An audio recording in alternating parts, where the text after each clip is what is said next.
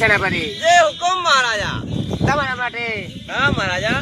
ભિલોડા અને ભાવનગર ગયા તો મહારાજા શું લાયા છો? તમારા માટે ભાવનગર ગાંઠિયા લાયા છે. મહારાજા હા. આ ગાંઠિયા ખાઈને તો અમે ગોઠ્યા જેવા થઈ જયું. અરે સેનાપતિ જે મહારાજા. આ ગાંઠિયા એવા છે હા. કે ચાર નાસ્તો કરશો હા એટલે આ ઘઉં ઓટોમેટિક વટાઈ જાય. મહારાજા આ ગાંઠિયા ખાઈને તો હું 1 કલાકમાં બધા ઘઉં વાળી ના છે.